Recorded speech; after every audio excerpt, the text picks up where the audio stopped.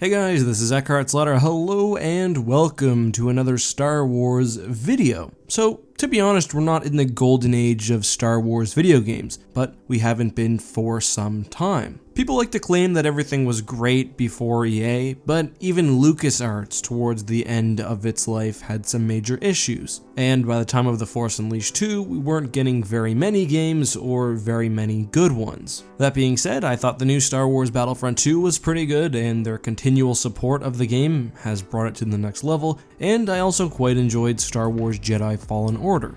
That being said, the quality and number of games in my opinion does not compare to that golden era I mentioned earlier. Everyone probably has their own idea of what was the best time for Star Wars games. For me personally though, it was between 2002 and 2006. The quality of games we got there was incredible. 2002 had Star Wars Jedi Knight 2, Jedi Outcast, as well as the first sequel to Rogue Squadron. 2003 brought us Star Wars Knights of the Old Republic. 2005 brought us Star Wars Republic Commando, and also Knights of the Old Republic 2. We had Jedi Academy as well back in 2003, and of course we have Star Wars Battlefront 1 and 2 in 2004 and 2005. Adding to that, of course, we have the Clone Wars and Revenge of the Sith games, which I really enjoyed, and the most important game for the subject of today's video, Star Wars Empire at War and its expansion, Forces of Corruption, both of which came out in 2006. Empire at War is really an incredible game, especially when you play it in 2020. It's a real-time space strategy game, where you manage an empire or rebellion on a macro level while also taking advantage of individual units during space and ground combat. You can command Star Destroyers, X-Wing squadrons, tanks, AT-ATs, and basically anything else in the Star Wars universe. However, the really incredible thing about Empire at War is that it is, in my opinion, the Star Wars game with the most staying power ever. Sure, some people still play Knights of the Old Republic. I mean, I did a playthrough a couple of years ago, and the same is true for countless other games, but I don't think any of them have the same current popularity as Empire at War. Empire at War sometimes even surpasses modern games in terms of viewership. Anecdotally, on my second channel, X2, most of my streams are actually Empire at War. Not all of them, but I'd say about 75% or so, and most of my well-performing streams are Empire at War. That channel is large enough that it has a full-time editor, and I put a lot of effort into it, so I think that really speaks to the staying power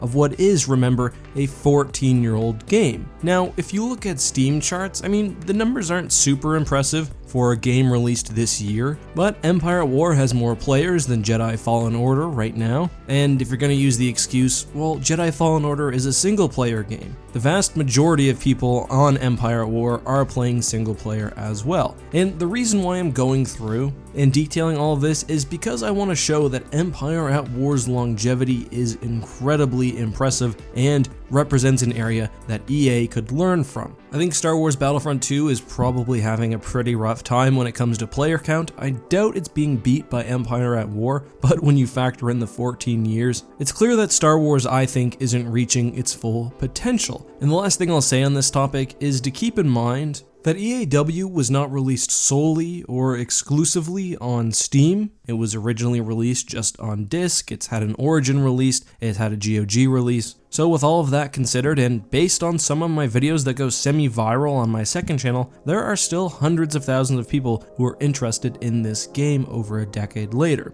So with that long intro out of the way, what could EA learn from Star Wars Empire at War? And I think there are 3 or 4 main points. There are a few things that Empire at War does well that EA currently also does, but let's focus on the major issues first. And the most obvious one is modding. Empire at War would not have anywhere near the longevity that it would have otherwise would it not be for modding. And the mod scene around Empire at War is literally nothing short of incredible. Mods have far and away surpassed the basic elements of the main game. I think the best example of this would be Thrawn's Revenge. Empire at War initially was set during the Galactic Civil War, with two factions, the Empire and the Rebels, and later a third added in an expansion pack. Thrawn's Revenge, which is set in the Legends continuity, moves the campaign to after the Battle of Endor, and you can take control of one of 8 factions, including the New Republic, various Imperial Warlord factions, the Empire of the Hand, the Corporate Sector Authority, and more, with other factions also appearing like the Cyruvi, the Hapes Consortium, and more. These factions all have unique ship rosters, all of these ships are completely new models, and the vast majority of the content is totally adherent to Legends, actually beyond the degree that even a normal Star Wars game would. As you play the main campaigns, the eras progress. For example, the Empire is first ruled by Azani Isard, then Thrawn appears. If you kill Thrawn, or a certain time passes, eventually the Reborn Emperor in his eclipse take control of the galaxy, and I'm really explaining all of this to show just the depth of modding. Other mods change the visual style of the game, many add new ships or units, and basically all have allowed Star Wars fans to continually improve on a game that is now 14 years old. As Sins of the Solar Empire and many other games have learned, allowing people to make Star Wars mods for your game is probably the smartest thing that you can do, because people will mod the game and others will buy because of the ability to basically play a new Star Wars experience. And that's even true when the base game is Star Wars, because now you can play not only the base vanilla Empire at War, but also a mod dedicated to the Clone Wars, one's dedicated to the Old Republic. Eventually, the Thrawn's Revenge mod will even move into the Yuuzhan Vong era, and perhaps beyond. And I mean, this is basic stuff now. We've seen the same thing in every game that allows modding, whether it's City Skylines or Minecraft. By opening up modding to your game, you're allowing people to make free content for you. I've had so many people tell me that they've bought Empire at War simply to play one or another mod that I've shown on my channel, and I'm sure others like Captain Shaq can attest to the same. And the thing is, the game isn't really supported anymore. People are modding it based on the existing systems that were released in 2006. The game isn't super mod friendly, there are a ton of limitations, and still, literally hundreds of thousands of people download the mod, and the modders make things like this intro cinematic for Fall of the Republic, all with in-game assets. Modding opens your game up to basically unlimited replayability, and I'm not going to harp on this anymore because this is almost a truism, and this is especially relevant now that Star Wars Legends has been moved to Legends. If you release a game based on canon, a lot of people will enjoy that, but you can make Star Wars Legends fans pretty happy by just allowing the game to be moddable, because you know someone will make an Old Republic mod, they'll make a Clone Wars mod, they'll make a Yuuzhan Vong mod. But let's move on. I think the next thing that's really noticeable about Empire at War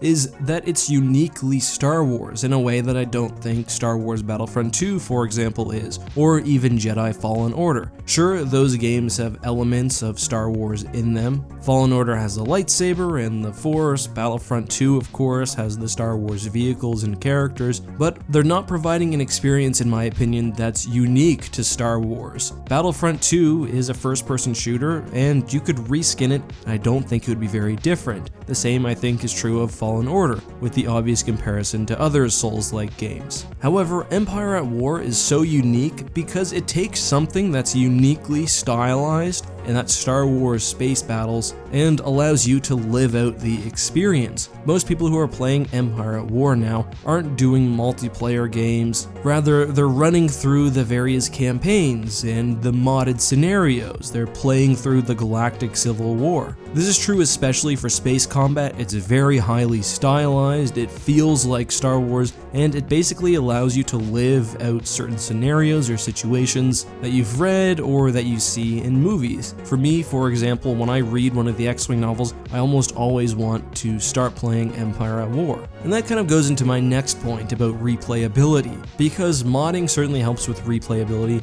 but you also have to consider the way you structure your single player. For example, Fallen Order is really fun, but I don't think you'll be playing through the game more than twice. I went through once and felt pretty satisfied. However, although Empire at War does have a story mode, lots of replayability from that game comes through the sort of randomness and self-generating story of just playing a campaign. When you throw in modding especially, it basically becomes a Star Wars sandbox. I like to play as the New Republic in the Thrawn's Revenge mod, and I go out of my way to capture Imperial Star Destroyers, and I build fleets around them. Once I've unlocked the research ability to do so, I'll build a 5th fleet, with only new class ships, like the Nebula Star Destroyer. So not only is there replayability, but also returning to my second point, I think we're also scratching an itch, because it's an experience you don't really get elsewhere, unlike say Battlefront 2, which I think can be replaced with other first-person shooters. So besides for another space or ground combat RTS, I think other games which would sort of fill this niche would include a flight sim, or a large space opera type RPG,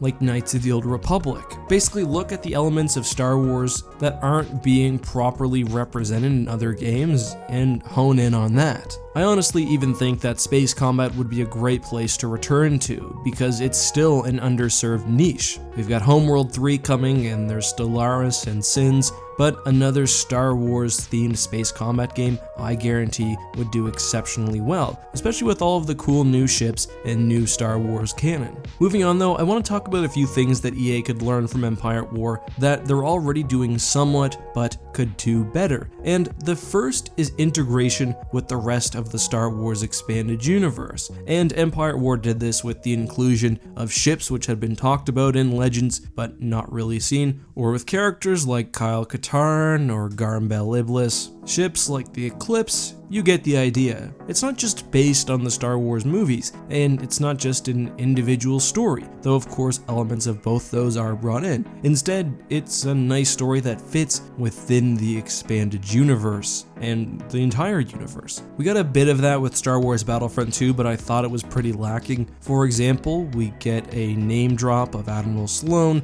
we have some elements of Aftermath in there, but it's pretty limited. Of course, Fallen Order was pretty good in this respect. We have the Inquisitors and other aspects of the new EU, but I'd really like to see lots of crossover when it comes to the next major Star Wars game, and not just lip service. I do think there is something to be said about telling a unique story, but just having these little things in there helps with the feel of being in the Star Wars universe. I'll be quick with my last couple of points. The first is, and I think EA probably already knows this one, that single-player focused games can do very, very well. I don't think there'd be much lost from Empire at War without the multiplayer skirmish mode, and it's okay that it's only a small part of the game, because the single player offers such replayability. Again, I still have people asking me all the time how to buy Empire at War, and if you look at the mods, there's hundreds of thousands of downloads. People will come back and they'll play the single player. Trust me,